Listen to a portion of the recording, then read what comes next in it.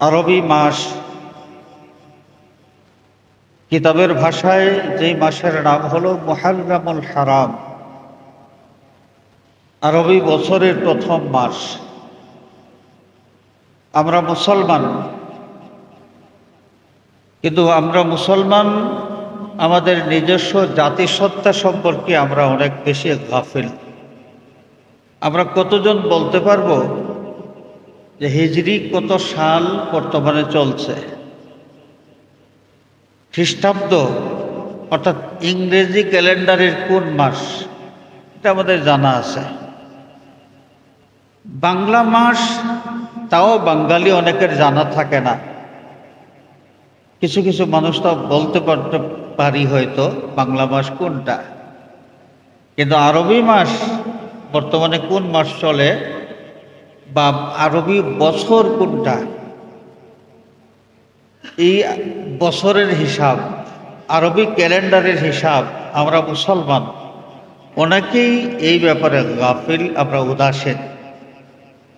হাজিরিন, মুহররমুল হারাম এই মোবারক মাসের মাধ্যমে আরবি ক্যালেন্ডারের একটা নতুন বছরের সূচনা হয়েছে। এই বছরটা 1447 হিজরি, 1447 হিজরি। এর আগে গত হয়েছে 1446 হিজরি। তো এই যে একটা বছর আমাদের জীবনের ক্যালেন্ডার থেকে গেল, নতুন একটা বছর শুরু হলো। এই ক্ষেত্রে আমরা ঈমানদার যারা, আমাদের কি করণীয়?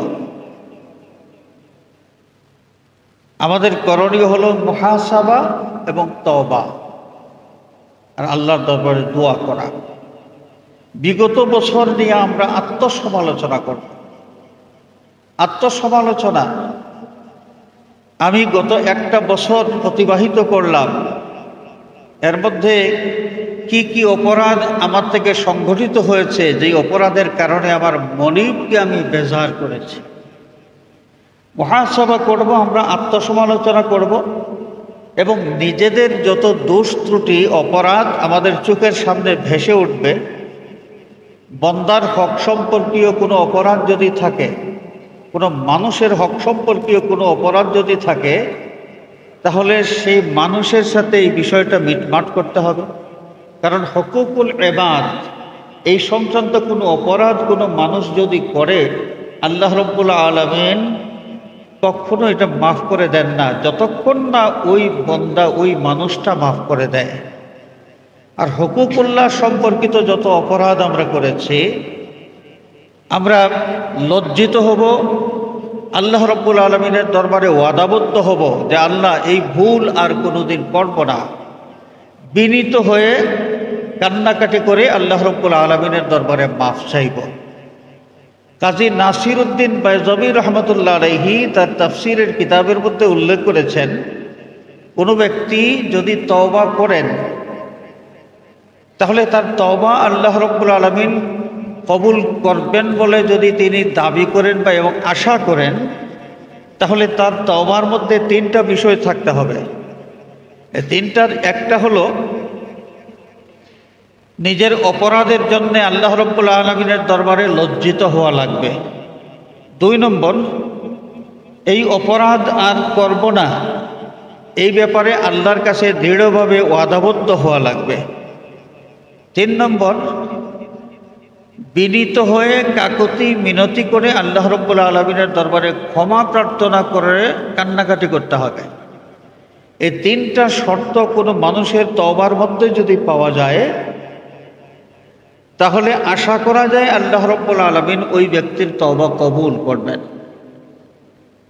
তো একটা বছর গেল, নতুন একটা বছর আমাদের শুরু হলো। গেল মানে আমার জীবনের ক্যালেন্ডার থেকে একটা বছর চলে গেল। যেই একটা বছর গেল, সেই বছর আমি আর কোনোদিন ফেরত পাবো না।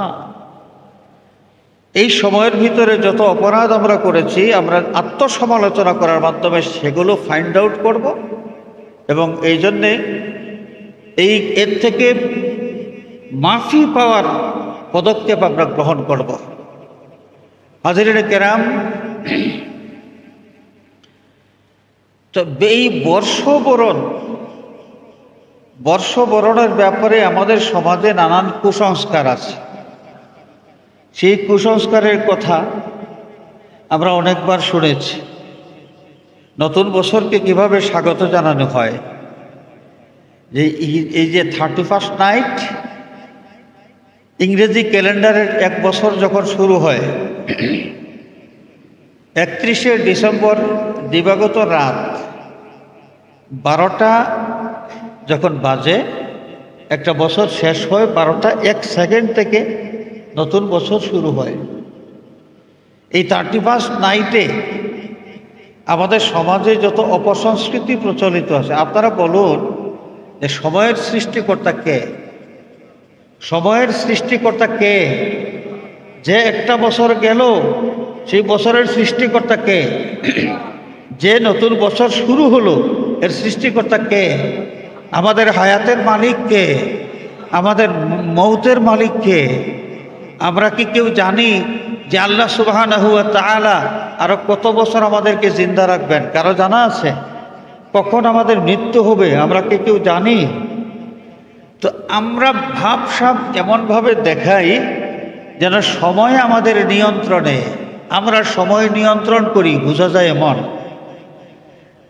তো যদি আমরা এটা স্বীকার করি যে সময়ের সৃষ্টিকর্তা আল্লাহ, হায়াতের সৃষ্টিকর্তা আল্লাহ, মৌতের সৃষ্টিকর্তা আল্লাহ, এই বিশ্বাসটা যদি আমাদের থাকে, তাহলে আমাদের উচিত হবে সেই বর্ষবরণের ক্ষেত্রে আল্লাহ রাব্বুল আলামিনকে স্মরণ করা, আল্লাহকে স্মরণ করা যে আল্লাহ তুমি মেহেরবানি করেছ, যে বছরটা গেল, বিগত একটা বছর আমাকে তুমি জিন্দা রেখেছ, নতুন আরেকটা বছরের মোলাকাত আবার নসিব করেছ।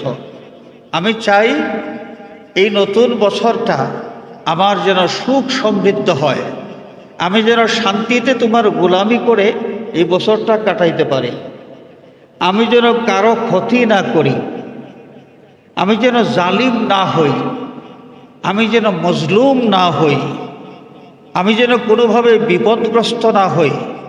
আল্লাহ, যত কল্যাণ আছে আমি তোমার কাছে সমস্ত কল্যাণ কামনা করি, আর যত অকল্যাণ আছে, তোমার হাবিব সাল্লাল্লাহু আলাইহি ওয়াসাল্লাম যত অকল্যাণ থেকে তোমার কাছে পানাহ চেয়েছেন, সমস্ত অকল্যাণ থেকে আমিও তোমার কাছে পানাহ চাই।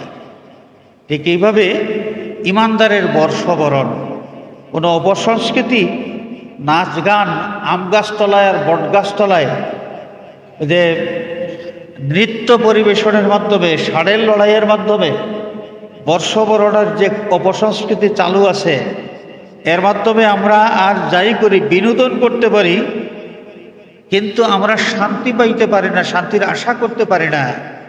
কারণ শান্তির দাতা যিনি, তার নাফরমানির মাধ্যমে, তাকে বেজার করার মাধ্যমে যদি আমরা এই বর্ষবরণটা করি, তাহলে আমরা কি করে আশা করব যে আমার আল্লাহ আমাকে শান্তি দান করবেন, আমাকে বরকত দান করবেন? হাজিরিনে কেরাম, আমরা আল্লাহর কাছে মাফ চাই। হিজরি 1446 সনে যত অপরাধ সংগঠিত হয়েছে, আল্লাহ রাব্বুল আলামিন যেন আমাদেরকে মাফ করে দেন। সবাই বলি আমিন। আল্লাহ পাক অপেক্ষা করেন, বান্দা যখন অপরাধ করে আল্লাহ রাব্বুল আলামিন সাথে সাথে তার পানিশমেন্ট না দিয়ে অপেক্ষা করে যে দেখি আমার বান্দা তার ভুল বুঝতে পেরে আমার কাছে নত হয় কি না। যদি নত হয়ে যায়, আল্লাহ রাব্বুল আলামিন খুব খুশি হয়ে তার বান্দাকে মাফ করে দেন। দেখেন সাইয়্যিদুনা হযরত মূসা কালিমুল্লাহ আলাইহিস সালাতু ওয়াস সালামের সময়ের একটা ঘটনা। এক সময় বৃষ্টি বন্ধ হয়ে গিয়েছিল, অনেক দিন বৃষ্টি হয় নাই। তো বৃষ্টি বন্ধ হইলে বৃষ্টি চাইয়া আমরা কি করি? একটা নামাজ আছে না, সালাতুল ইস্তিসকা, ইস্তিসকার নামাজ পড়ি, আল্লাহর কাছে তওবা করি, কান্নাকাটি করি, আল্লাহ পাক যেন রহমতের বৃষ্টি দান করেন। তো সাইয়্যিদুনা মূসা আলাইহিস সালাতু ওয়াস সালামের যুগেও একবার যখন বৃষ্টি বন্ধ হয়ে গিয়েছিল, দীর্ঘদিন যাবৎ বৃষ্টি হয় নাই, তো মূসা আলাইহিস সালাম তার জাতিকে একত্রিত করলেন এক জায়গায়, এবং নবী নিজে জনগণকে নিয়ে, বনি ইসরায়েলের মানুষকে নিয়ে আল্লাহ রাব্বুল আলামিনের দরবারে কান্নাকাটি করতে করতে বৃষ্টি চাইতে শুরু করলেন। এত বেশি কান্নাকাটি করলেন, চোখের পানি ছাড়লেন, বৃষ্টির কোনো লক্ষণ দেখা গেল না। তো মূসা তো কালিমুল্লাহ, আল্লাহ রাব্বুল আলামিনের সাথে কথাবার্তা বলতেন। মূসা আলাইহিস সালাম আল্লাহর সাথে কথা বলতে শুরু করলেন যে, আয় আল্লাহ, এত কান্নাকাটি করলাম, এত চোখের পানি ছাড়লাম, তোমার কাছে বৃষ্টি চাইলাম, তুমি বৃষ্টি দাও নাই। তোমার কি দয়া লাগে না? তোমার বান্দাদের প্রতি তোমার কি মায়া লাগে না? আল্লাহ আল্লাহ রাব্বুল আলামিন জবাব দিলেন, মূসা, তুমি যাদেরকে নিয়ে কান্নাকাটি করেছো, আমার কাছে বৃষ্টি চেয়েছো, এদের মধ্যে একজন নমক হারাম বান্দা আমার আছে, 40টা বছর হয়ে গেছে, সে আমার নাফরমানির মধ্যেই আছে। 40 বছর যাবৎ আমার গোলামি করে নাই, আমার নাফরমানির মধ্যেই আছে। তো এই নাফরমান তোমার সাথে থাকা অবস্থায় আমি কি করে বৃষ্টি দেব? কি করে তোমাদের দোয়া আমি কবুল করবো আর বৃষ্টি দান করব? হাজরিনে কেরাম, মূসা আলাইহিস সালাতু ওয়াস সালাম পরিচয় জানতে চাইলেন যে, আল্লাহ, আমার এই সমাবেশের মধ্যে কোন সেই বদবক্ত 40 বছর যাবৎ যে তোমার নাফরমানি করে তোমাকে বেজার করে রেখেছে, যার কারণে আমরা বৃষ্টি থেকে বঞ্চিত হচ্ছি। আল্লাহ রাব্বুল আলামিন পরিচয় দেন না। আল্লাহ পাক জবাব দিলেন, মূসা, আমার বান্দা অপরাধ করেছে, আমি চাই তার অপরাধটা গোপন থাকুক, সে যে একজন অপরাধী, লোকজন যেন তাকে চিনতে না পারে। তোমার কাছে আমার বান্দার পরিচয় আমি দেব না। সুবহানাল্লাহ। মানুষ অপরাধ করে, আল্লাহ রাব্বুল আলামিন যে সাত্তার, তার সিফতি যে নাম, তার সাত্তার সিফতি নাম, আল্লাহ পাক মেহেরবানি করে বান্দাবান্দির সমস্ত পাপ ঢেকে রাখেন। আমার মতো মানুষ হয়তো এমন পাপ করেছি যেই পাপের কথা জানলে লজ্জায় আপনাদের সামনে আমি, যেই পাপের কথা প্রকাশ পাইলে লজ্জায় হয়তো আপনাদের সামনে কথা বলতে আমি পারতাম না। এইভাবে আমরা যার কম বেশি যতটুকু অপরাধ আছে, কেউ কারো খবর জানি না। আল্লাহ পাক মেহেরবান, বন্দার অপরাধ ঢেকে রেখেছে। আহা, আর সেই আল্লাহর বন্দা হইয়া একজন মানুষ আরেকজন মানুষের দোষ ত্রুটি এগুলো খুঁজে বেড়ায়, মানুষ হইয়া মানুষের দোষ খুঁজে বেড়ায়, এবং একটু পাইলে তিলকে তাল বানাইয়া মার্কেটে ছেড়ে দেয়। এই হচ্ছে আমাদের অনেক মানুষের বদভ্যাস। আল্লাহ মানুষের অপরাধ গোপন রাখেন, আর মানুষের অপরাধ মার্কেটে ছেড়ে দিয়ে আরেকটা মানুষকে লজ্জিত করতে চায়। রাসূল পাক সাল্লাল্লাহু আলাইহি ওয়াসাল্লাম ইরশাদ করেছেন, মান সাতারা মুসলিমান সাতারাহুল্লাহু ইয়াউমাল কিয়ামা। কোন মুসলমান আরেক মুসলমানের দোষ ত্রুটি যদি ঢেকে রাখে, আল্লাহ রাব্বুল আলামিন ওই ব্যক্তির আখেরাতে হাসরের ময়দানে তার অপরাধগুলো ঢেকে রাখবেন। অপরাধের পাহাড়, কিন্তু হাসরের ময়দানের কোনো মানুষ জানতে পারবে না, আল্লাহ রাব্বুল আলামিন ঢেকে রাখবেন। সেই লজ্জা থেকে তাকে রক্ষা করবেন দুনিয়ার জীবনে কোনো ব্যক্তি যদি আরেকজনের দোষ গোপন রাখে। তো হাজিরিনে কেরাম, আল্লাহ রাব্বুল আলামিন মূসা আলাইহিস সালামের কাছে ওই ব্যক্তির পরিচয় পেশ করলেন না। তো মূসা আলাইহিস সালাম তো জজবাওয়ালা নবী, তিনি একদম ক্ষেপে গিয়েছেন যে এমন বদবক্ত যার কারণে আমরা সমস্ত মানুষ অনাবৃষ্টিতে কষ্ট পাচ্ছি, যার কারণে আজকের দোয়া কবুল হচ্ছে না। এত কান্নাকাটি করলাম, আমাদের কান্নাকাটি আল্লাহ রাব্বুল আলামিন কবুল করতেছেন না একজনের কারণে। সেই অপরাধী কে খুঁজে বের করতে হবে। তিনি ধমক দেওয়া শুরু করলেন। আজানের পরে ইনশাআল্লাহ বাকি আলোচনা।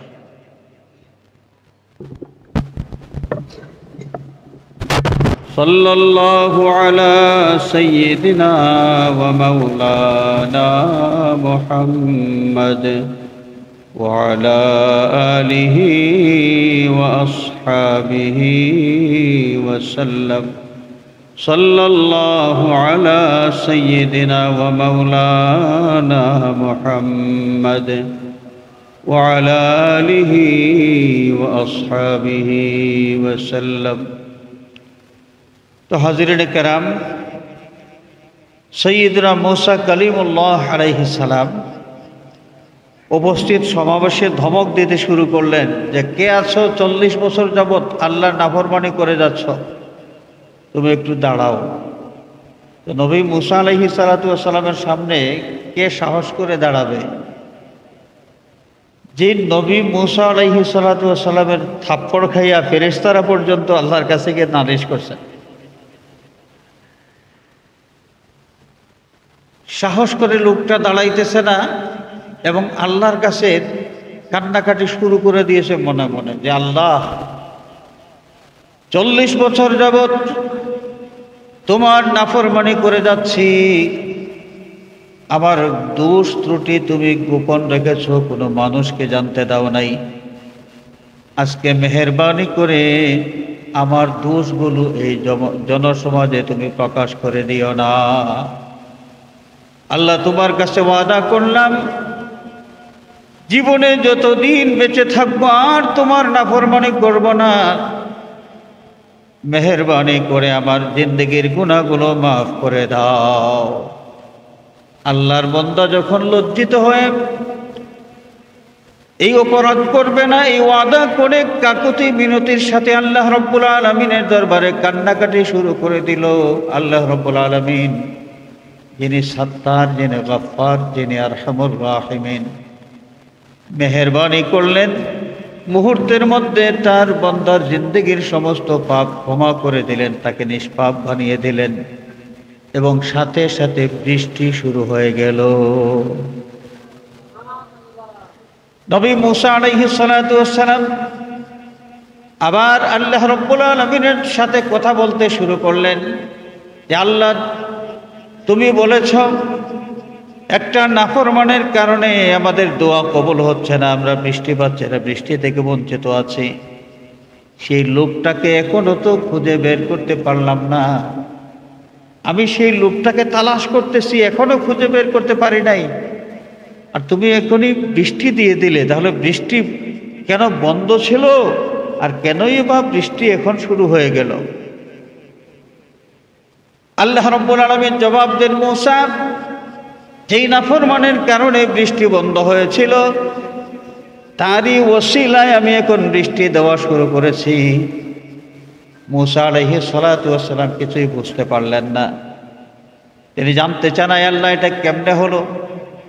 আল্লাহ রাব্বুল আলামিন জানিয়ে দিলেন, मूसा রে, আমার বান্দার সাথে আমার গোপন একটা যোগাযোগ হয়ে গেছে, বোঝাপড়া হয়ে গেছে, গোপনে গোপনে বোঝাপড়া হয়ে গেছে। আমার বান্দা আমাকে খুশি করে ফেলেছে এবং আমি এত খুশি হয়েছি তার উপর যে তার ওসিলা এখন বৃষ্টি শুরু হয়েছে।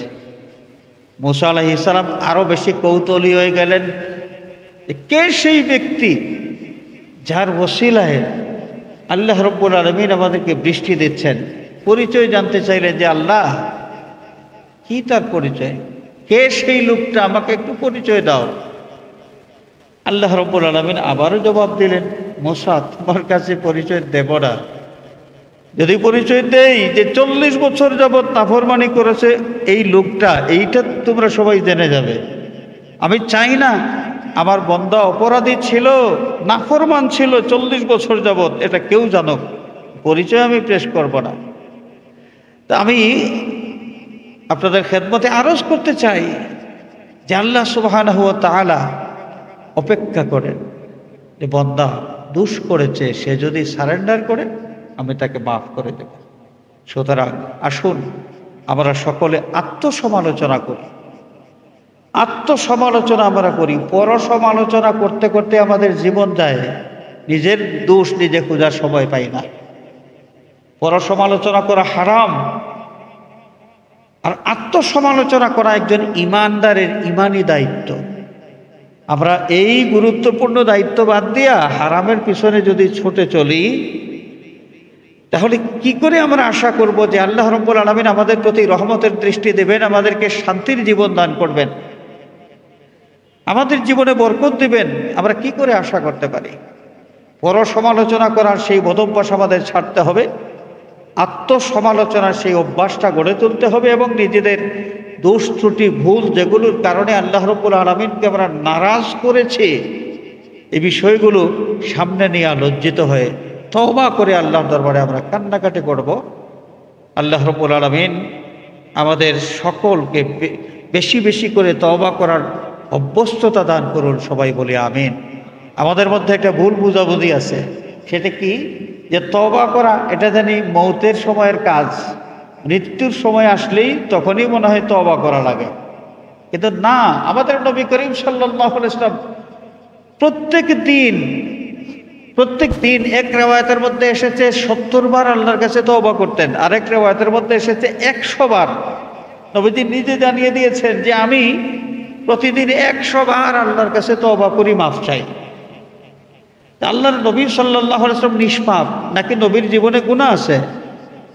তো নবীজি প্রত্যেকদিন 100 বার তওবা করতেন কি প্রত্যেকদিন 100টা কবিরা গুনাহ করতেন আর 100 বার তওবা করতেন নাকি? না, আল্লাহর নবী সাল্লাল্লাহু আলাইহি ওয়াসাল্লাম উম্মতকে শিখিয়ে দিয়েছেন যে উম্মত তোমরা দেখো, আমি নিষ্পাপ নবী যদি প্রতিদিন 100 বার তওবা করতে পারি, তাহলে তোমাদেরও তো আরো বেশি করে তওবা করা উচিত। হাজরিন, আল্লামা সাহেব কেবলা ফুলতলি রহমাতুল্লাহ আলাইহি, আল্লাহর ওলি, আমরা অনেকেই ওনাকে দেখেছি। তা আল্লাহর ওলি বিশেষ ওজিফা বলে দিতেন। বিশেষ ওজিফার মধ্যে একটা ছিল যে প্রতিদিন 100 বার করে ইস্তেগফার পড়তে হবে, আস্তাগফিরুল্লাহ ইন্নাল্লাহা গফুরুর রহিম। একবার ইস্তেগফার পড়লে একবার তওবা হয়ে যায়। প্রতিদিন 100 বার ইস্তেগফার পড়লে 100 বার তওবা হয়ে যাবে। আমাদের দুটা লাভ, একটা হলো 100 বার ইস্তেগফার করার মাধ্যমে আল্লাহর নবীর একটা সুন্নতের উপর একটা আমল হয়ে যাবে, এই একটা নেকি আমরা পেয়ে যাব। আরেকটা হলো 100 বার তওবা যদি হয়ে যায় এবং আমরা আন্তরিকভাবে যদি তওবা করতে পারি, তাহলে আমরা গুনাহ থেকে পাক সাফ হইতে পারবো। আল্লাহ রাব্বুল আলামিন আমাদের সকলকে খালিস তওবা নসিব করুন এবং বেশি বেশি করে তওবা করার অভ্যস্ততা আমাদেরকে দান করুন, আমিন। তো আমি আপনাদের সামনে এক আয়াতে কারিমা তেলাওয়াত করেছি, সূরা আহজাবের 57 নম্বর আয়াত। إن الذين يؤذون الله ورسوله لعنهم الله في الدنيا والآخرة وأعد لهم عذابا مهينا। এর বাংলা তর্জমা যেটা, যেই সমস্ত লোকগুলো আল্লাহ এবং তার রাসূল সাল্লাল্লাহু আলাইহি ওয়াসাল্লামকে কষ্ট দেয়, এই সমস্ত লোকগুলোকে আল্লাহ পাক লানত করেন। তারা অভিশপ্ত, ফিদ দুনিয়া, দুনিয়ার জীবনে অভিশপ্ত, ওয়াল আখিরা, আখিরাতের জীবনেও তারা অভিশপ্ত থাকবে। ওয়া আ'আদ্দা লাহুম আযাবাম মুহিনা, লাঞ্ছনাকারী শাস্তি আল্লাহ রাব্বুল আলামিন তাদের জন্য প্রস্তুত করে রেখেছেন। আল্লাহ এবং রাসূলকে কষ্ট দেওয়া, মানুষ আল্লাহ রাব্বুল আলামিনকে কষ্ট দেয় কেমনে? মুশরিক যারা, এরা বলে, যেমন মনে করেন খ্রিস্টান তারা বলে যে মরিয়ম আল্লাহর স্ত্রী আর ঈসা আলাইহিস সালাম আল্লাহর ছেলে, নাউযুবিল্লাহ বলেন। ইহুদিরা বলে যে উযাইর আলাইহিস সালাতু ওয়াস সালাম আল্লাহর ছেলে, নাউযুবিল্লাহ। যারা মুশরিক মূর্তি পূজারী, এরা বলে ফেরেশতারা হচ্ছেন আল্লাহর মেয়ে, কন্যা সন্তান, নাউযুবিল্লাহ। আল্লাহর শানের খেলাফ এই কথাগুলো যারা বলে, এর মাধ্যমে মানুষ আল্লাহকে কষ্ট দেয়। লাম ইয়াত্তাখিয সাহিবাতাও ওয়ালা ওয়ালাদা। আল্লাহর শান লাম ইয়ালিদ ওয়া লাম ইউলাদ। আল্লাহ রাব্বুল আলামিন কোনো মা বাবার ঘর থেকে জন্মগ্রহণ করেনও নাই এবং কোনো সন্তানও জন্ম দেন না। এবং লাম ইয়াত্তাখিয সাহিবাতাও ওয়ালা ওয়ালাদা, আল্লাহ পাক কোনো স্ত্রীও গ্রহণ করেন না, কোনো সন্তান তার থেকে জন্ম নেয় না। এখন যারা বলে আল্লাহর স্ত্রী আছে, পুত্র আছে, কন্যা আছে, এই বক্তব্যের মাধ্যমে তারা আল্লাহ রাব্বুল আলামিনকে কষ্ট দিল। এবং যারা আল্লাহ পাকের সমকক্ষ মনে করে, মাবুদ বিশ্বাস করে, আল্লাহ ছাড়া অন্য কারো উপাসনা করে, এই সমস্ত মানুষগুলো আল্লাহ রাব্বুল আলামিনকে কষ্ট দেয়। তো গেল তাদের ব্যাপার। আমরা যারা আছে, যারা আমরা বিশ্বাস করি লা ইলাহা ইল্লাল্লাহ, আল্লাহ ছাড়া দ্বিতীয় কোনো মাবুদ নাই, আল্লাহ ছাড়া দ্বিতীয় কোনো মাবুদ নাই, তার মানে মাবুদ হওয়ার যোগ্যতা একমাত্র আল্লাহ রাব্বুল আলামিনের আছে, এই যোগ্যতা সম্পন্ন আর কেউ নাই। যারা বিশ্বাস করি তারা আল্লাহ রাব্বুল আলামিনকে কষ্ট দেয় কেমনে? হাজরিনে কেরাম, অনেক ব্যাপার আছে যেটা রাসূলুল্লাহ সাল্লাল্লাহু আলাইহি ওয়াসাল্লামের ব্যাপার, কিন্তু আল্লাহ রাব্বুল আলামিন নিজের বলে উল্লেখ করেছেন। তাফসীরের মধ্যে একটা ব্যাখ্যা পাওয়া যায় যে সমস্ত মানুষ আল্লাহর নবীকে কোনোভাবে কষ্ট দেয়, তো নবীর কষ্টকেই আল্লাহ রাব্বুল আলামিন তার নিজের কষ্ট বলে উল্লেখ করেছেন। এবং নবীকে কষ্ট দেওয়া কত জঘন্যতম অপরাধ, এই জঘন্যতা প্রকাশ করার জন্যে আল্লাহ রাব্বুল আলামিন এখানে প্রথমে আল্লাহকে কষ্ট দেওয়া এই বিষয়টা উল্লেখ করেছেন। তো নবীকে কষ্ট দেওয়া কেমনে হয়? কষ্ট জবানের মাধ্যমেও হয়, শারীরিকভাবেও হয়। যেমন মক্কার মুশরিকগুলো রাসূল পাক সাল্লাল্লাহু আলাইহি ওয়াসাল্লামকে কষ্ট দিয়েছে, শারীরিকভাবে কষ্ট দিয়েছে। আল্লাহর নবীর দান মোবারক শহীদ করেছে। সেই তায়েফের জমিনের দুষ্ট লোকগুলো, সেই জালিমগুলো আল্লাহর নবী সাল্লাল্লাহু আলাইহি ওয়াসাল্লামের উপর পাথর নিক্ষেপ করে নবীকে রক্তাক্ত করেছে। নবীর জিসিম মোবারক রক্তে রঞ্জিত হয়েছে, রক্তে লাল হয়েছে। এইভাবে শারীরিকভাবেও কষ্ট দেওয়া হয়েছে। আবার নবী করিম সাল্লাল্লাহু আলাইহি ওয়াসাল্লামকে জবানের মাধ্যমেও তারা কষ্ট দিয়েছে, ভাষার মাধ্যমেও নবীকে কষ্ট দেওয়া হয়। যেমন মক্কার আবু জেহেল, আবু লাহাব, উতবা, সাইবা, ওলীদ বিন মুগীরা, এই সমস্ত দুষ্ট কাফিরগুলো যারা নবী করিম সাল্লাল্লাহু আলাইহি ওয়াসাল্লামের প্রতি ঈমান তো আনেই নাই, বরং বিরুদ্ধাচরণ করতে গিয়ে বিরুদ্ধাচরণকারীদের নেতৃত্ব তারা দিয়েছে। এরা এক একজন 8টা ছেলের বাপ, 10টা ছেলের বাপ, 4টা বাগানের মালিক, 200টা উটের মালিক, কত কিছু সম্পদ, তাদের জনবল, অর্থবল একদম পুরা। এরা বলা বলি করতো যে আব্দুল্লাহর বেটা মোহাম্মদ এতিম অবস্থায় যে পৃথিবীতে জন্মগ্রহণ করলো, তার না আছে জনবল, না আছে টাকার কোনো জোর। আর আমরা সমাজের প্রতিষ্ঠিত এক একজন মানুষ, আমরা এই সমাজটা নিয়ন্ত্রণ করি। আমাদের কি হলো যে আব্দুল্লাহর বেটা মুহাম্মদের কথা মতো আমরা চলবো, তার আনুগত্য করব।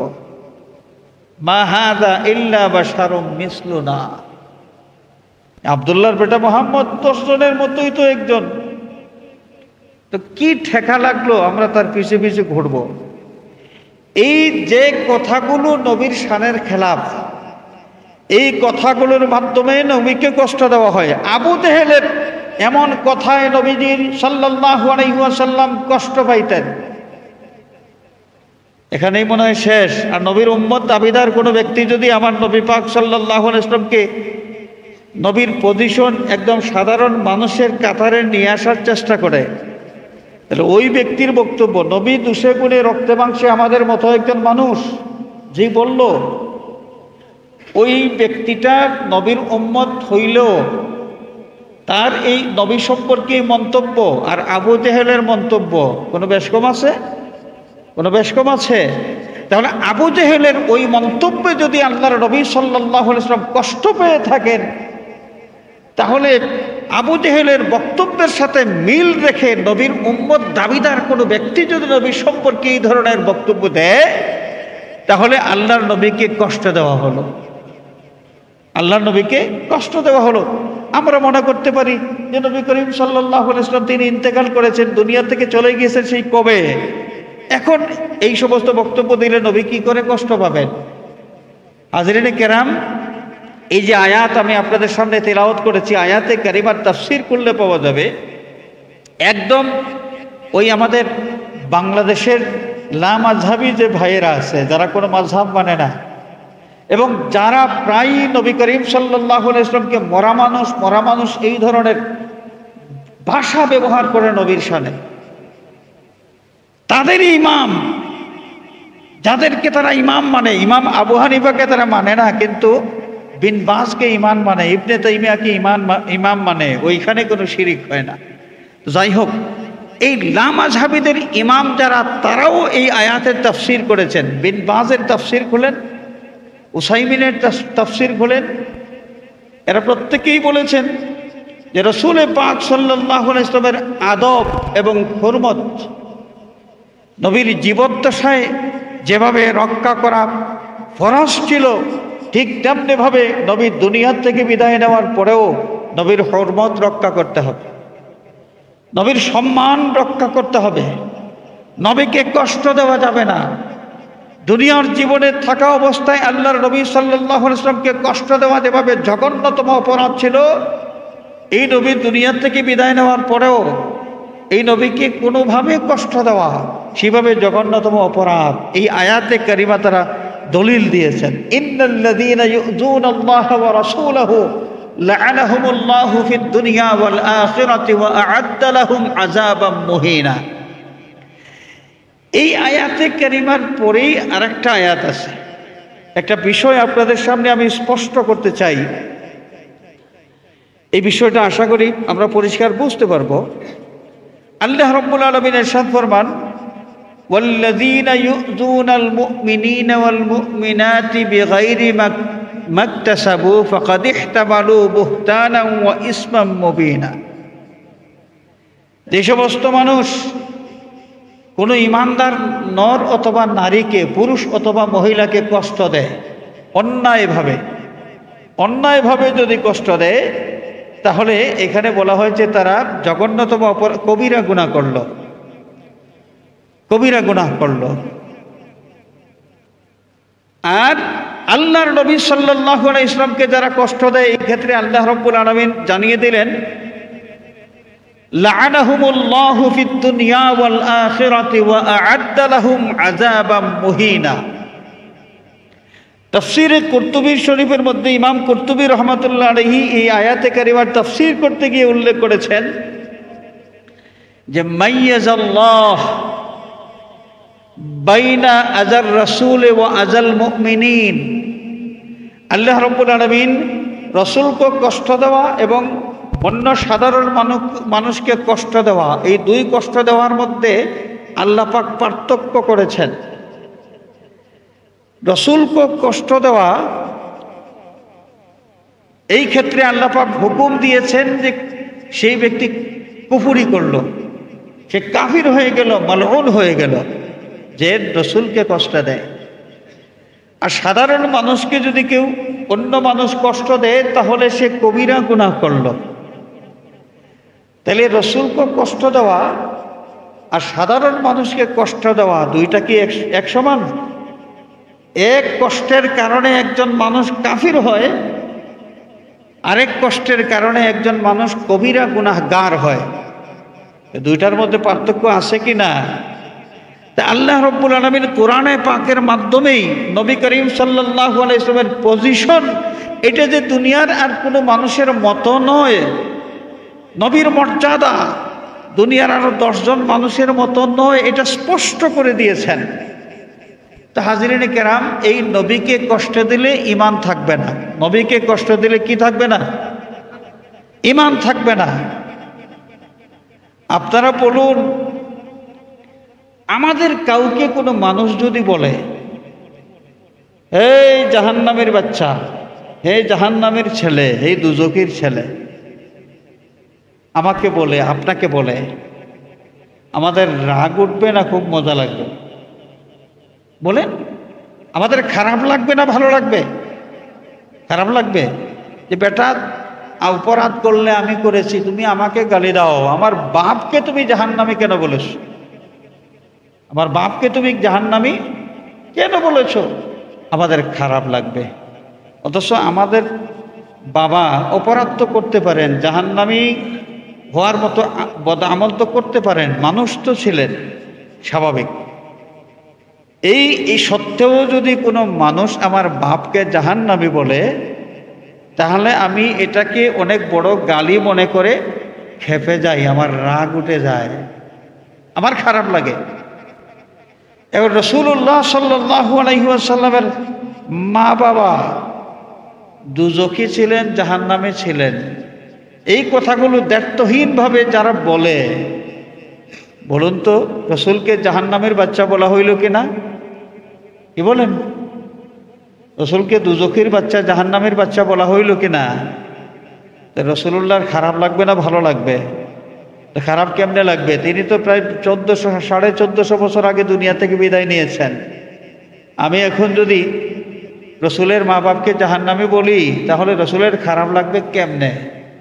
হাজিরিনে কেরামি, বিষয়গুলো আমাদের বোঝা দরকার। আল্লাহর নবী সাল্লাল্লাহু আলাইহি ওয়াসাল্লামের সামনে উম্মতের সমস্ত আমলগুলো পেশ করা হয়। আমল ভালো হোক আর মন্দ হোক, তার কথাবার্তা, চাল চলন যা কিছু আছে সমস্ত আমলগুলো নবীর সামনে তুলে ধরা হয়। তো সেই নবী সাল্লাল্লাহু আলাইহি ওয়াসাল্লামের সামনে যদি উম্মতের এই বক্তব্যটা তুলে দেওয়া হয়, যে উম্মত বক্তব্য দিচ্ছে যে নবীর মা বাপ দুইজনই জাহান্নামী, দুজখী, নবীজি বক্তব্য যদি উম্মতের জবান থেকে শুনেন, আমাদের নবীদের খারাপ লাগবে না ভালো লাগবে? নবী শুনতে পারেন কিনা এটা হাদিস শরীফ দ্বারা সাবিত।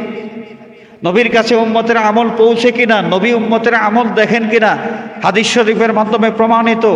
আল্লাহর নবী সাল্লাল্লাহু আলাইহি ওয়াসাল্লাম সহ সমস্ত আম্বিয়া কেরাম তাদের কবর শরীফের মধ্যে জিন্দা আছেন। দুনিয়াতে যেভাবে তাদের জীবন ছিল, মৃত্যুবরণের মাধ্যমে, মৃত্যুর মাধ্যমে এই দুনিয়ার জীবন থেকে তারা স্থানান্তরিত হয়েছেন। কবর শরীফে দেওয়ার পরে আবার তাদেরকে জিন্দা করে দেওয়া হয়েছে। সুতরাং আল্লাহর নবী এবং তামাম আম্বিয়া কেরাম তাদের কবর শরীফের মধ্যে কি আছেন? জিন্দা আছেন। সেই জিন্দা নবী সাল্লাল্লাহু আলাইহি ওয়াসাল্লাম পৃথিবীর সমস্ত উম্মতের খবর রাখেন। উম্মতের সমস্ত আমল নবীর সামনে পেশ করা হয়। কিয়ামত পর্যন্ত যতদিন এই জমিনে মানুষ থাকবে, উম্মত থাকবে, উম্মত সেটা মুনাফিক হোক আর মুমিন হোক, নেককার হোক, বদকার হোক, যেই হোক না কেন, সমস্ত আমলগুলো নবীর সামনে পেশ করা হয়। তাহলে নবীর মা বাপকে জাহান্নামী যারা বলে, তাদের এই বক্তব্যটা নবীর সামনে যখন পেশ করা হবে, আমাদের নবী খুশি হবেন না বেজার হবেন? আপনারা বলবেন, যিনি দুনিয়া থেকে বিদায় নিলেন তিনি আবার খুশি আর বেজারের কি বুঝেন? তার মধ্যে কি এই চেতনা আছে?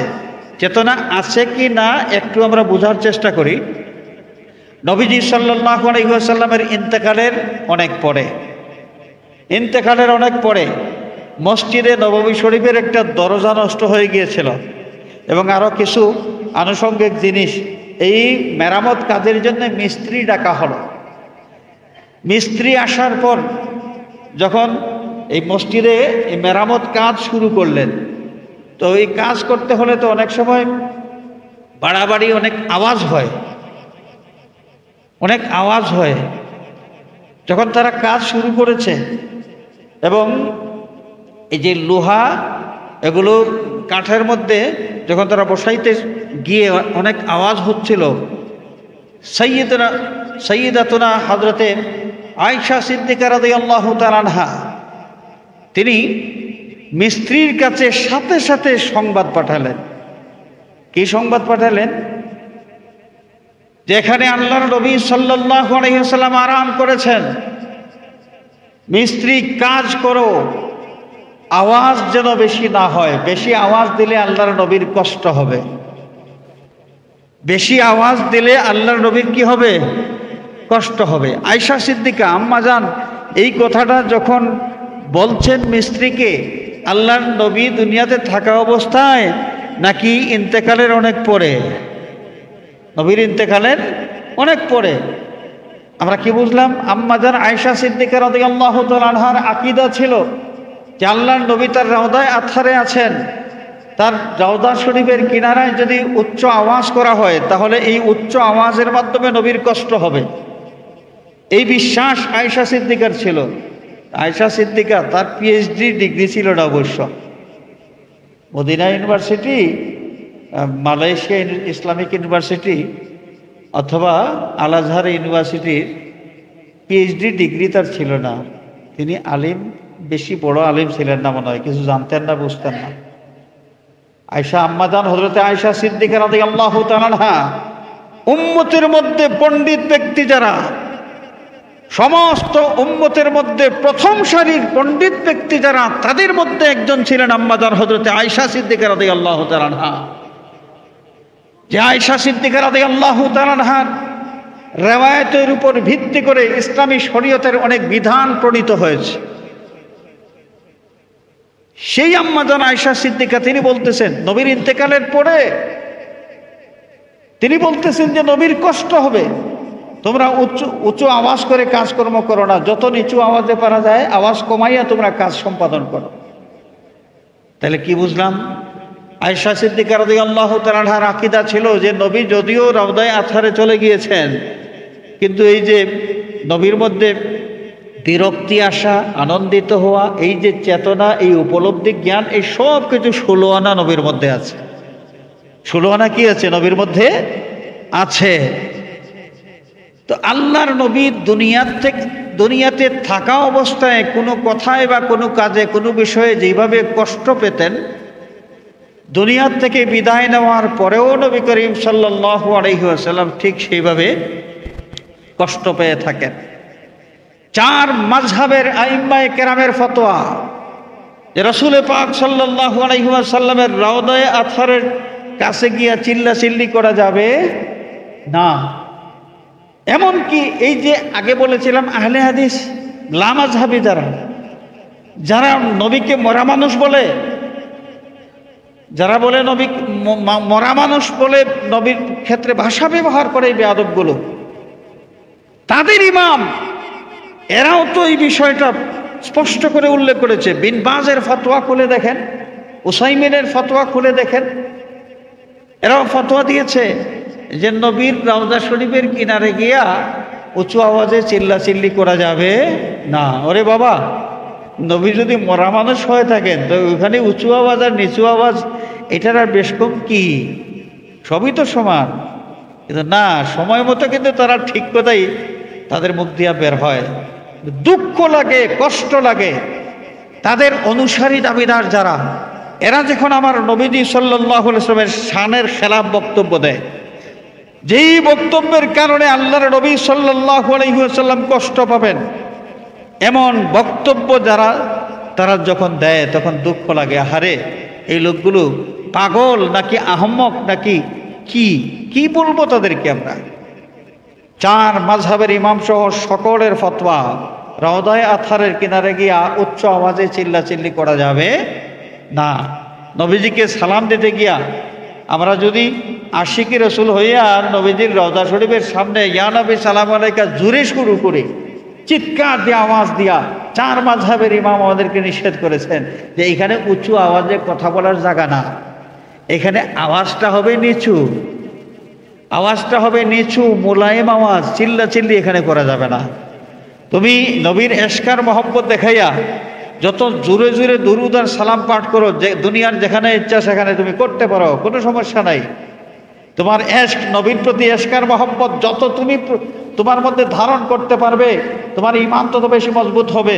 কিন্তু নবীর রওদায়ে আতহারের সামনে এসে ওই আশিক হইয়া চিল্লাচিল্লি করা যাবে না। ওইখানে আশিক হইয়া চিল্লাচিল্লি করতে গেলে বিপদ।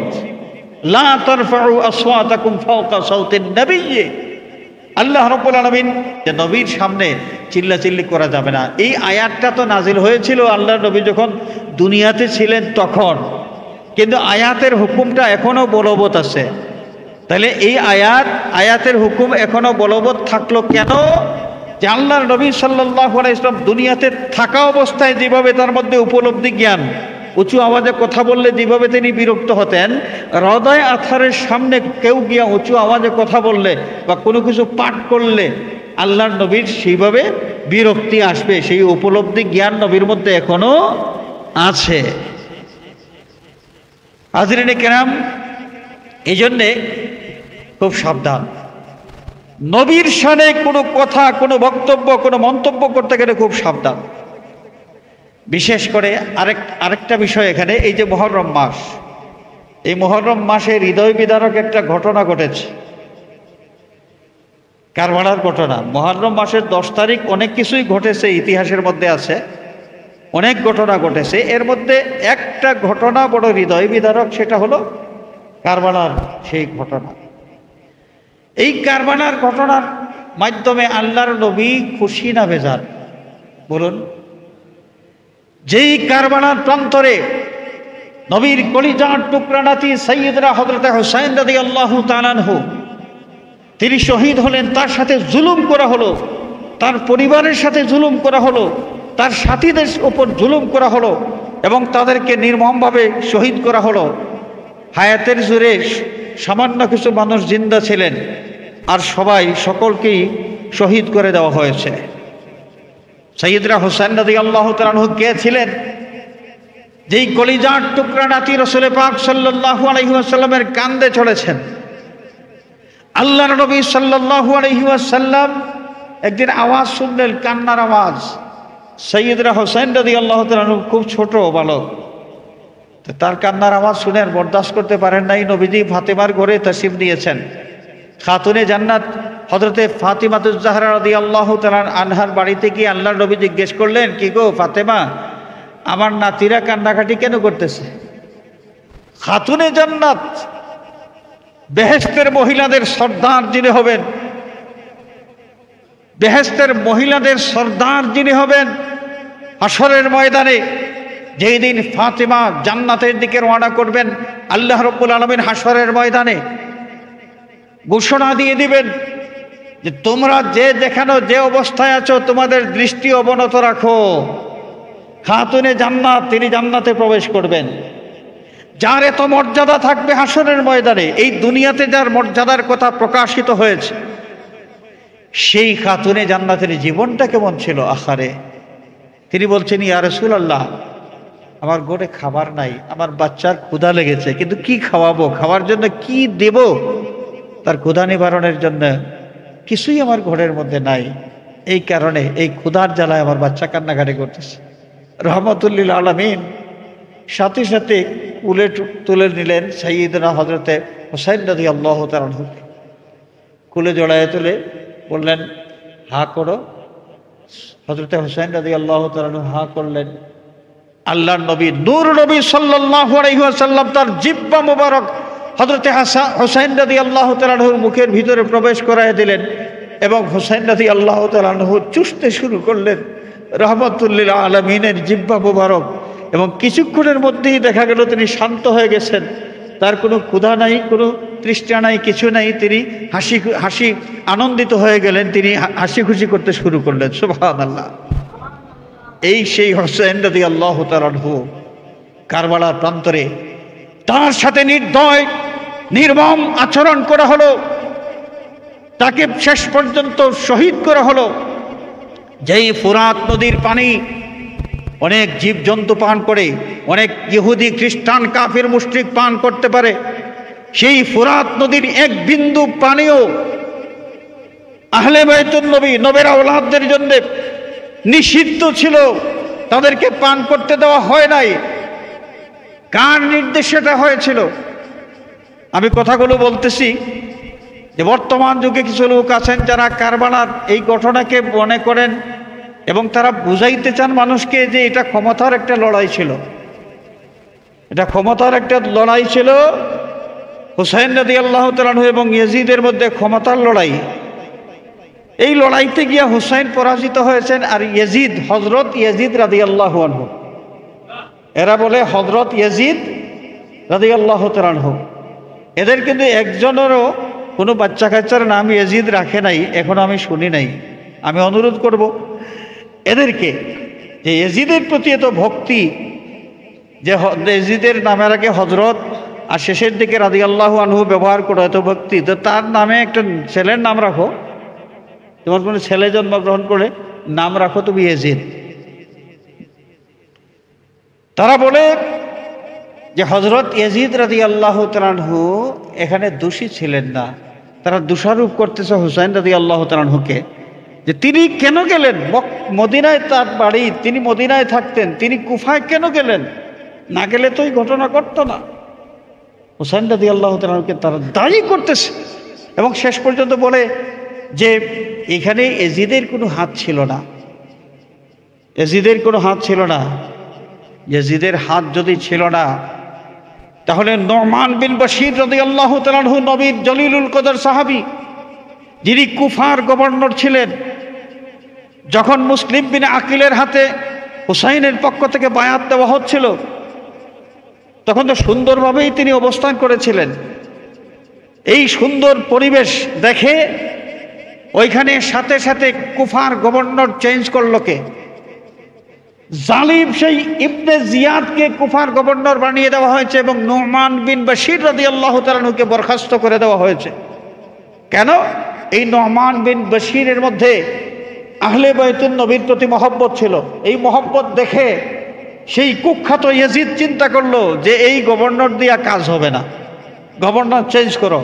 হুব্বের আহলে বাইত যার অন্তরে, সেই নু'মান বিন বশীর রাদিয়াল্লাহু তাআলা আনহুকে বরখাস্ত কে করেছিল? ইয়াজিদ করেছিল। ইবনে জিয়াদের মতো একটা জালিমকে গভর্নর কে বানিয়েছিল? ইয়াজিদ বানিয়েছিল। কেন? যে তার সেই উদ্দেশ্য সে হাসিল করবে। সে অঙ্ক করে দেখেছে যে ইবনে জিয়াদ ছাড়া এই কাজ আর কারো দ্বারা হবে না। ইবনে জিয়াদ একটা জালিম, সেই জালিমকে গভর্নর বানিয়ে দিয়েছিল। ফুরাতের নদী, ফুরাত নদীর পানি, এই পানি নিষিদ্ধ কে করেছিল? ইয়াজিদ হুকুম দিয়েছিল যে ফুরাতের পানি বন্ধ করতে হবে। এই হুসাইনি কাফেলা ফুরাতের এক বিন্দু পানিও যেন না পায়, সেই ব্যবস্থা গ্রহণ করতে হবে।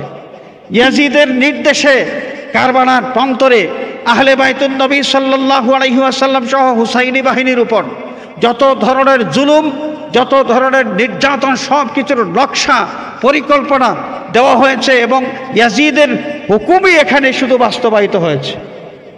ইয়াজিদের হুকুম বাস্তবায়ন করেছে ইবনে জিয়াদ, আর সেই ইয়াজিদের দালাল দ্বারা, ইয়াজিদের দালালেরা আজকে বলার চেষ্টা করতেছে যে দোষী ছিল ইবনে জিয়াদ, হযরত ইয়াজিদ রাদিয়াল্লাহু তাআলা আনহু। এইখানে তার কোনো তিনি খবরই তিনি জানতেন না, তিনি কুফার কোনো খবর জানতেন না। এই ব্যাককলগুলো, জাহিলে মুরাক্কাবগুলো ইতিহাস কি পড়ে না? আর ইতিহাস যদি পড়ে থাকে তাহলে ইতিহাসের ঐতিহাসিক সত্য যে বিষয়গুলো, সেই বিষয়গুলো তারা গোপন রাখার চেষ্টা করার মাধ্যমে তাদের যে ইয়াজিদ প্রীতি, সেই ইয়াজিদ প্রীতির তারা প্রকাশ ঘটাইতেছে। হাজরিনে কেরাম, হযরত হুসাইন রাদিয়াল্লাহু তাআলা আনহু শাহাদত বরণ করেছেন। আহলে বাইতুন নবী সাল্লাল্লাহু আলাইহি ওয়াসাল্লামের অনেক মানুষ শহীদ হয়েছেন। সেই ঘটনাকে কেন্দ্র করে মুমিন মুসলমান দুই শ্রেণীর, এক শ্রেণীর মানুষ যারা মনে করে তার ক্ষমতার লড়াই ছিল, ক্ষমতার লড়াই ছিল, তারা এইভাবেই এটাকে মূল্যায়ন করে। সুতরাং হযরত হুসাইন সহ এই যে হুসাইনি বাহিনীর এই শাহাদতের ঘটনা তাদের হৃদয়ে নাড়া দেয় না। আরেক প্রকার মুসলমান, মুমিন মুসলমান, কারবালার ঘটনা স্মরণ হইলেই কলিজার মধ্যে ধাক্কা লাগে, কলিজাতে মোচড় মারে, কিঞ্চিত হইলেও একটা দুঃখের উদ্রেক হয়। আহলে বাইতুন নবী সাল্লাল্লাহু আলাইহি ওয়াসাল্লামের এই যে কারবালার ঘটনা, এই ঘটনা স্মরণ করে যেই মুমিন মুসলমানের অন্তরের মধ্যে বিন্দুমাত্র হইলেও ব্যথা লাগে, এই ব্যথা লাগাটা হলো ঈমানের নিদর্শন। এই ব্যথা লাগাটা হলো কি? ঈমানের নিদর্শন। আর যদি এটাকে রাজনৈতিক একটা দ্বন্দ্ব, রাজনৈতিক যুদ্ধ, ক্ষমতার লড়াই এইভাবে মূল্যায়ন করা হয় এবং এইখানে এই ঘটনাটাকে খুব স্বাভাবিকভাবে কোনো মানুষ গ্রহণ করে, যাদের কোনো কষ্ট লাগে না, বরং যারা হযরতে হুসাইনকে দোষারোপ করে যে তিনি না গেলে তো এই ঘটনা ঘটতো না, তিনি কেন গেলেন? হযরতে হুসাইন রাদিয়াল্লাহু তাআলা ক্ষমতা দখল করার লড়াই করতে যদি যাইতেন, তার সাথে বউ বাচ্চা এগুলো থাকতো, মহিলা থাকতো, এই যে শিশুগুলো থাকতো, ওই যে মহিলা শিশু এগুলো নিয়ে কেউ যুদ্ধ করতে যায়? আর হুসাইন রাদিয়াল্লাহু তাআলা কি এমন ব্যক্তি ছিলেন যে তিনি মাত্র 150 জন মানুষ নিয়ে কুফায় যাবেন যুদ্ধ করতে? তার কি লোকজন ছিল না? তো যাই হোক, কারবালার ঘটনার মাধ্যমে আল্লাহর নবী সাল্লাল্লাহু আলাইহি ওয়াসাল্লাম কষ্ট পেয়েছেন। কষ্ট দিয়েছে যারা, আল্লাহ রাব্বুল আলামিন জানিয়ে দিয়েছেন, ইন্নাল্লাযীনা ইউযুনাল্লাহা ওয়া রাসূলাহু লা'আনাহুমুল্লাহু ফিদ দুনিয়া ওয়াল আখিরাহ। দুনিয়াতেও এরা মালউন। এই জন্যে 4 মাযহাবের ইমাম, 4 মাযহাবের পক্ষ থেকে ফতোয়া দেওয়া হয়েছে, ইয়াজিদের নাম শোনার সাথে সাথে কি পড়তে হবে? লানাতুল্লাহি আলাইহি, লানাতুল্লাহি আলাইহি। যদিও লামাযহাবী ভাইয়েরা তারা রাদিয়াল্লাহু আনহু পড়তেছেন, কিন্তু কোরআন শরীফের এই আয়াতে কারিমা প্রমাণ গ্রহণ করে, দলিল গ্রহণ করে 4 মাযহাবের পক্ষ থেকে এই ফতোয়া এসেছে যে ইয়াজিদের নাম শুনলে কি পড়তে হবে? লানাতুল্লাহ পড়তে হবে। কেন? এই ইয়াজিদ নবী পাককে কষ্ট দিয়েছে। কষ্ট কিভাবে দিয়েছে? নবীর কলিজার টুকরা সন্তান হযরত হুসাইন রাদিয়াল্লাহু তাআলার উপর জুলুম করার মাধ্যমে, আহলে বাইতুন নবীর উপর জুলুম করার মাধ্যমে, হুসাইনি কাফেলার উপর জুলুম করার মাধ্যমে সে মালউন হয়েছে। হাজেরিন, কারবালার ঘটনায় আমাদের নবীজি বেজার ছিলেন, কষ্ট পেয়েছেন। এর প্রমাণ, একটা প্রমাণ সাইয়্যিদুনা হযরতে ইবনে আব্বাস রাদিয়াল্লাহু তাআলা আনহুমা, তিনি একদিন দুপুরে খাওয়া দাওয়ার পর কাইলুলা করতেছিলেন। কাইলুলা করতে গিয়ে সামান্য ঘুম এসেছে। তো ঘুমের মধ্যে তিনি রাসূল পাক সাল্লাল্লাহু আলাইহি ওয়াসাল্লামের দিদার পাইলেন। তিনি দেখেন যে রাহমাতুল লিল আলামিন সাল্লাল্লাহু আলাইহি ওয়াসাল্লাম তিনিও একদিক থেকে তাশরিফ নিয়ে আসতেছেন, আগমন করতেছেন। আল্লাহর হাবিবের চেহারা মুবারকের মধ্যে দুঃখের চিহ্ন। নবীজির চেহারা মুবারকের দিকে তাকাইয়ে বোঝা যাচ্ছে আল্লাহর নবী অনেক কষ্টের মধ্যে আছেন, অনেক কষ্ট পেয়েছেন। এবং নবীজির চুল এবং দাড়ি মুবারকের মধ্যে মাটি দেখা যায়। সাইয়্যিদনা ইবনে আব্বাস রাদিয়াল্লাহু তাআলা আনহুমা আল্লাহর হাবিব সাল্লাল্লাহু আলাইহি ওয়াসাল্লামকে প্রশ্ন করলেন, জিজ্ঞেস করলেন, জানতে চাইলেন, ইয়া রাসূলুল্লাহ, আপনি এত বিমর্ষ, আপনি এত ব্যথিত, আপনি এত কষ্ট পেয়েছেন, কষ্টের কি কারণ? এবং আপনার চুল দাড়ি মুবারকের মধ্যে এই ধুলাবালি কেন? আল্লাহ নবী সাল্লাল্লাহু আলাইহি ওয়াসাল্লাম জবাব দিলেন, আব্দুল্লাহ, তুমি শোনো, আমার কলিজার টুকরা হুসাইন এবং আমার আহলে বাইতের অনেক সদস্য এবং হুসাইনি বাহিনীর উপর জুলুম করা হয়েছে, তাদের উপর নির্মম নির্যাতন চালানো হয়েছে এবং তাদেরকে হত্যা করা হয়েছে, শহীদ করে দেওয়া হয়েছে। সেই ঘটনাটা আমি নিজের চোখে দেখে আসলাম। আমি সেই ঘটনাটা আমার চোখে দেখে আসলাম। সেই জমিনের ধুলাবালি আমার চুল এবং দাড়ি মুবারকের মধ্যে লাগানো আছে। সাইয়্যিদুনা ইবনে আব্বাস রাদিয়াল্লাহু তাআলা আনহুমা স্বপ্ন দেখলেন এবং নবীজি এই অবস্থায় কেন, কষ্টের মধ্যে কেন, এর কারণও তিনি আল্লাহর হাবিব সাল্লাল্লাহু আলাইহি ওয়াসাল্লামের জবান মোবারক থেকে তিনি জানতে পারলেন। আপনারা বলুন, যেই স্বপ্নের মধ্যে নবীকে দেখা যায় সেই স্বপ্নটা সত্য না মিথ্যা? বুখারী শরীফের হাদিস, আল্লাহর নবী সাল্লাল্লাহু আলাইহি ওয়াসাল্লাম ইরশাদ ফরমান, মান রাআনি ফিল মানামে ফাকাদ রাআনি ফা ইন্না শাইতানা লা ইয়াতামাসসালু বি। অন্য রাওয়াতের মধ্যে এসেছে, মান রাআনি ফিল মানামে ফাকাদ রাআনি হাক্কান। স্বপ্নের মধ্যে যে কেউ আমাকে দেখলো সে সত্যি সত্যি আমাকে দেখলো, এই স্বপ্নের মধ্যে কোনো ভুল নাই। কেন? স্বপ্নের মধ্যে ভুল তৈরি করে দেয় শয়তান। কোনো একজন মানুষের বাপের সুরত ধরে, মায়ের সুরত ধরে, দাদার সুরত ধরে, বন্ধু বান্ধবের সুরত ধরে শয়তান কোনো মানুষের স্বপ্নের মধ্যে তার সাথে মোলাকাত করতে পারে, কিন্তু আমি নবীর রূপ সে ধারণ করতে পারে না। সুতরাং আমাকে যেই স্বপ্নে দেখা হয়, সত্যি সত্যি আমাকেই দেখা হয়, এই স্বপ্নটা সত্য। তাই যদি হয়, বুখারী শরীফের এই হাদিস যদি সত্য হয়, তাহলে সাইয়্যিদনা হযরত আব্দুল্লাহ বিন আব্বাস রাদিয়াল্লাহু তাআলা আনহুমা যেই স্বপ্নের মধ্যে আল্লাহর নবী সাল্লাল্লাহু আলাইহি ওয়াসাল্লামকে অনেক কষ্টদায়ক অবস্থার মধ্যে দেখলেন, এই দেখাটা কি সত্য ছিল না মিথ্যা ছিল? সত্য ছিল। নবীকেই তিনি খুব খুশি খুশি অবস্থায় দেখেছেন না দুঃখিত অবস্থায় দেখেছেন? কষ্টের হালতে দেখেছেন। কি কষ্টের হালতে দেখেছেন? কারবালার ঘটনার কারণে আল্লাহর নবী কষ্ট পেয়েছেন, এটা আমাদের মানতে হবে। এটা আমাদের কি করতে হবে? মানতে হবে। শুধু আবেগের কথা নয়, দলিলও তো তাই বলে, দলিল দ্বারা প্রমাণিত এই বিষয়। তো নবী যেই ঘটনার কারণে কষ্ট পেয়ে থাকেন, কষ্ট দিল যারা, তারা মালউন। তারা কি? মালউন, লা'নাতুল্লাহি আলাইহিম। এদের নাম শুনলে বলতে হবে লা'নাতুল্লাহি আলাইহি, লা'নাতুল্লাহি আলাইহি। হাজরিনে কেরাম, সাইয়্যিদাতুনা উম্মুল মুমিনিন হযরতে উম্মে সালামা রাদিয়াল্লাহু তাআলা আনহা, তিনিও তো স্বপ্ন দেখলেন, তিনিও স্বপ্ন দেখলেন। এবং স্বপ্নের মধ্যে ঠিক একই কাহিনী। আল্লাহ রসুল সাল্লাল্লাহু আলাইহি ওয়াসাল্লামকে তিনি দেখলেন যে নবীজি খুব বেজার হয়ে চুল দাড়ি মোবারকের মধ্যে ধুলাবালি লাগানো অবস্থায় উম্মে সালামা রাদিয়াল্লাহু তাআলা আনহার দিকে অগ্রসর হয়েছেন এবং তার ঘরে প্রবেশ করেছেন। উম্মে সালামা এটা দেখার পরে, নবীজির এই অবস্থা দেখার পর তিনিও ব্যথিত হয়ে গেছেন যে আল্লাহর নবী এই পরিশানির মধ্যে, এই দুঃখজনক অবস্থার মধ্যে প্রশ্ন করলেন, জানতে চাইলেন, ইয়া রাসূলুল্লাহ আপনার কি অবস্থা? আল্লাহ নবী সাল্লাল্লাহু আলাইহি ওয়াসাল্লাম তখন স্বপ্নের মাধ্যমে তাকে জবাব দিলেন যে অবস্থা, আমার হোসাইনকে শহীদ করা হয়েছে, যেই জমিনে আমি সেই জমিন থেকে আসলাম, সেই ঘটনাটা আমি দেখে আসলাম, এবং এই বোতলের মধ্যে সমস্ত মাটি রক্তবর্ণ ধারণ করেছে অথবা রক্তে পরিণত হয়ে গেছে।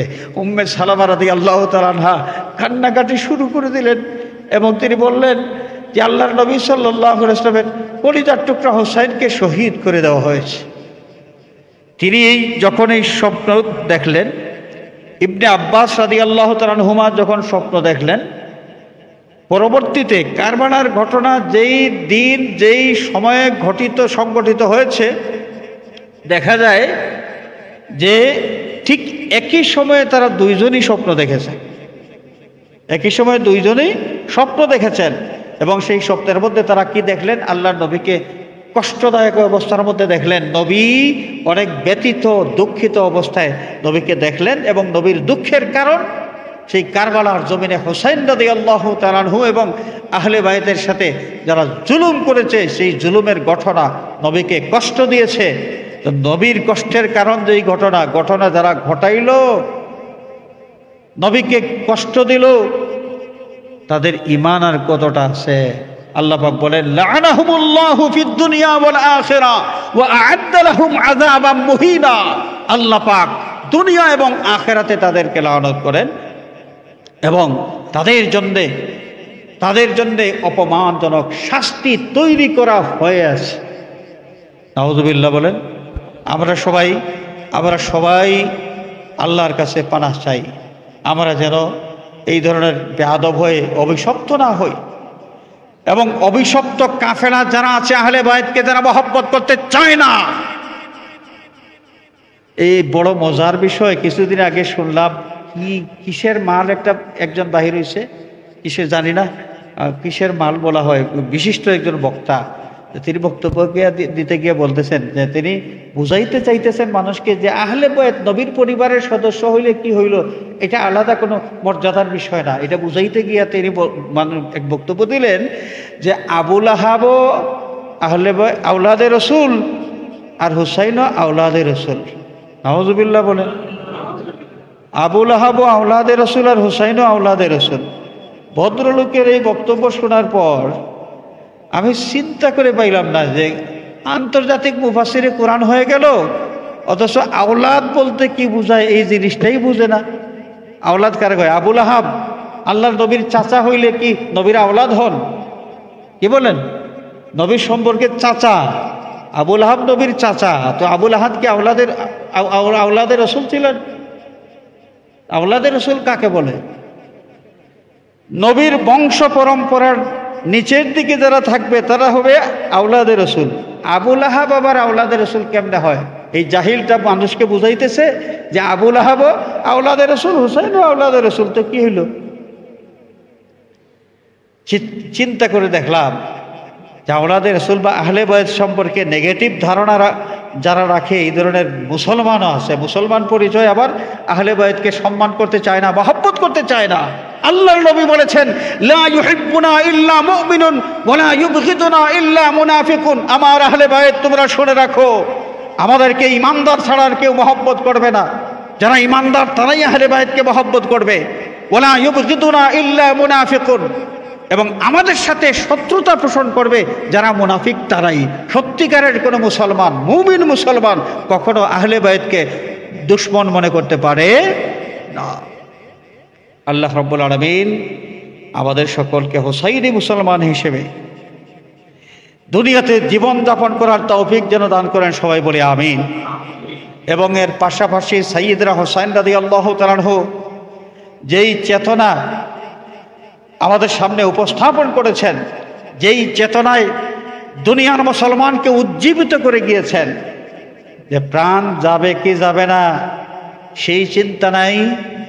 চিন্তা হলো আল্লাহর জন্যে প্রয়োজন হলে যে কোনো ত্যাগ স্বীকার করা।